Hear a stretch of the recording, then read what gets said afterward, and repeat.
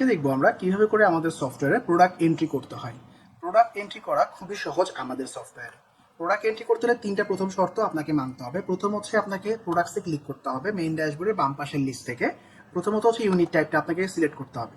আপনারা আপনার ব্যবসা প্রতিষ্ঠানের প্রোডাক্টগুলো কিভাবে সেল করেন, পিস, কেজি, গ্রাম, লিটার, বক্স, কার্টুন, যেই অনুসারে যেই প্রোডাক্টটা সেল হয় সেই অনুসারে সেই প্রোডাক্টটার ইউনিট টাইপটা আপনাকে সেট করতে হবে। অ্যাড নিউয়ে ক্লিক করলে আপনি দেখতে পাবেন এখানে অপশন আসছে কি দিবেন। তো আপনি এখানে যেইভাবে সেল করেন সেই জিনিসটা এখানে টাইপ করবেন, করে সাবমিট দিবেন। করার পরে দ্বিতীয় অপশন যেটা সেটা হচ্ছে ক্যাটাগরি। আপনার যে প্রোডাক্টটা আপনি ব্যবসা করছেন বা সেল করেন সেই প্রোডাক্টটা কোন ক্যাটাগরি বা কিসের প্রোডাক্ট, ফুড আইটেম নাকি আপনার এক্সেসরিজ, ইলেকট্রনিক্স, ইলেকট্রিক্যাল, নাকি মোবাইল, নাকি গ্লাস, হোয়াট এভার ইট ইস, যে জিনিসটাই হোক না কেন আপনারা ক্যাটাগরিতে অ্যাড নিয়ে গিয়ে সেই জিনিসটার নামটা লিখবেন, লিখে সাবমিট দিলে এরকম লিস্ট অনেকগুলো বাড়বে। লাস্ট অপশন হচ্ছে যেটা সেটা হলো ব্র্যান্ড। আপনারা যে ব্র্যান্ডগুলোর সাথে কাজ করেন সেই ব্র্যান্ডগুলো আপনারা চাইলে সবগুলা ব্র্যান্ড এন্ট্রি করতে পারেন। এতে করে আপনার প্রোডাক্ট স্টক করা, প্রোডাক্ট সার্চ করা খুব সহজ হয় এবং রিপোর্টগুলো দেখতে আপনাদের সুবিধা হয়। ব্র্যান্ড যদি আপনি এন্ট্রি না করেন তাতে করে কোনো সমস্যা নেই, আপনি সফটওয়্যার ব্যবহার করতে পারবেন। এবার আসি একটা প্রোডাক্ট এন্ট্রি করতে হলে সম্পূর্ণভাবে কিভাবে কি কি এন্ট্রি করতে হয়, কি কি রিকোয়ারমেন্ট থাকে। আমরা ওই প্রোডাক্টস থেকেই আমরা অ্যাড নিউ প্রোডাক্টে ক্লিক করব। করার পরে দেখবো প্রথম হচ্ছে প্রোডাক্ট টাইটেল। আমরা একটা প্রোডাক্টের নাম লিখবো ABCD। আপনি আপনার যে প্রোডাক্টের নাম সেই প্রোডাক্টের সম্পূর্ণ নাম লিখবেন, ডিসক্রিপশন দিতে পারেন ABCD 200 গ্রাম, 100 গ্রাম, 1 ইঞ্চি, 2 ইঞ্চি, এত গ্রাম, এত লিটার, যা আপনার কাছে মনে হয় সেভাবে দিলেন। দেওয়ার পরে ব্র্যান্ড, যেটা আমরা বললাম আপনি যদি ব্র্যান্ড দিতে পারেন, এখানে আপনি তীর ব্র্যান্ড দিতে পারেন। এবং হচ্ছে ক্যাটাগরি, সেটা কি জিনিস, এটা oil, accessories, electric, cover, charger, food, চানাচুর, চিপস, চকলেট, শ্যাম্পু, যেই ক্যাটাগরি সেটা দিয়ে দিলেন। দেওয়ার পরে এখানে হচ্ছে কি আপনার ইউনিট টাইপ, কীভাবে বিক্রি করি আমরা, ধরেন আমরা পিস আকারে বিক্রি করি।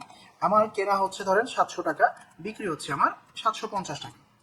এরপরে হচ্ছে চাইলে আপনি ইমেজ ব্যবহার করতে পারেন, যদি ছবি থাকে আপনি ডাউনলোড করে এখানে ফেসবুকে ছবি আপলোড করি, এবার ছবি দিলে আমরা ছবিগুলো আপলোড হয়ে যাবে। এরপরে এই প্রোডাক্টে পার্মানেন্ট কোনো ডিসকাউন্ট রাখতে চান কিনা, যদি রাখতে চান ফ্ল্যাট কত টাকা, 700 টাকা ধরেন কেউ 5 টাকার ফ্ল্যাট ডিসকাউন্ট রাখবো, অথবা আমি চাই পার্সেন্টেজ রাখবো, ধরেন 1% ডিসকাউন্ট রাখবো, অথবা আমি কিছুই রাখবো না। তারপরে ভ্যাট, আপনি যদি চান এই প্রোডাক্টে ভ্যাট রাখতে তাহলে কতটুকু ভ্যাট রাখবেন, 5%, 7%, যেটা আপনার ইচ্ছা, আপনি সেই ভ্যাটটা এখানে ইন্ডিভিজুয়াল বসাইতে পারবেন এবং নো দিলে কিছুই হবে না।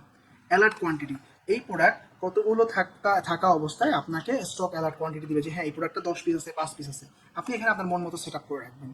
এরপরে হচ্ছে প্রোডাক্টের বারকোড। প্রত্যেকটা বাংলাদেশের প্রত্যেকটা কনজিউমার প্রোডাক্টের মধ্যেই বারকোড থাকে।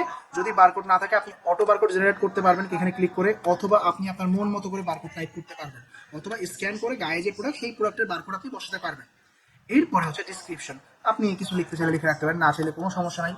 সিম্পল প্রোডাক্ট, নর্মালি ম্যাক্সিমাম 90% প্রোডাক্টই সিম্পল হয়। কিছু প্রোডাক্ট হচ্ছে কিছু ব্যবসার ক্ষেত্রে আলাদা হয়, যেমন ভেরিয়েবল, যেমন জামা কাপড় দোকানে একই একই একটা প্যান্টের মধ্যে সাইজ থাকে 34, 32, 36, 38, সো এটা ভেরিয়েবল।